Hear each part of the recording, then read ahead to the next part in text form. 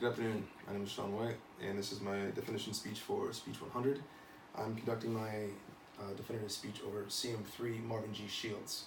He was an enlisted United States Navy Seabee during the Vietnam War in 1965. So on February 1st, 1965, when he was in Vietnam, he was deployed to Saigon with NMCB-11 out of the east coast of the United States. While he was in Vietnam, he and 8 other Seabees traveled up north, roughly 50 miles north of Saigon, to a small village in part of Vietnam called Dong Xuai, as it's loosely pronounced. His mission there was to construct a runway for local tribesmen that he was attached with, and 9 other special beret, or 11 Green Beret special forces for the Army.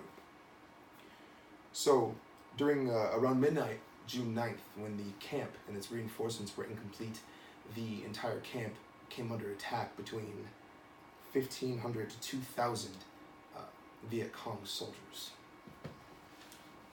In 3 hours, 2 Green Berets and 1 Seabee, they were dead under supreme fire. Shields was wounded, but pressed on, supplying ammunition to all of his comrades.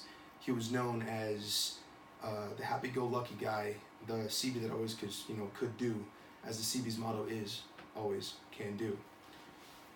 He would always run around to each of the other pits, the automatic rifleman pits, and supply them with ammunition and make sure that they were good to go. After the 3 hours of continuous fighting, the Seabees and the Green Berets were pushed back to the primary main building in their camp. It was the biggest building in the district, but they kept pressing on with the remaining weapons that they had. Second Lieutenant Charles Quincy Williams and CM3 Shields obtained a rocket launcher, and the 2 of them headed to a spot roughly about 165 yards away from this newly placed machine gun that was laying down heavy fire on their lines. It was suppressing all the Seabees, and they couldn't move forward. So Second Lieutenant Williams and Marvin Shields, as the only volunteers to go, decided to move up and eradicate the threat. The biggest threat that they had, being a VC, a Viet Cong machine gunner, was close enough to the lines.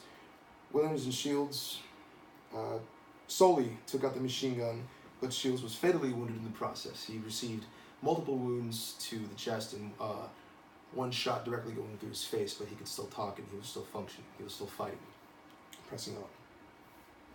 Both men returned to the building, where Williams left Shields in a protected area, and the other Seabees retrieved him as Williams went back into the building to regroup with his Special Forces Green Beret. After 12 hours of fighting, the Viet Cong rushed into the building, and the remaining fighters fell back into 2 holes, or 2 howitzer pits, howitzer being machine guns. In an attempt to retrieve the survivors, 2 helicopters were shot down in the morning, but 3 unarmed helicopters were able to make it through, rescuing the remaining Seabees and Green Berets. 5 of the 20 were dead, including Shields and 1 other Seabee.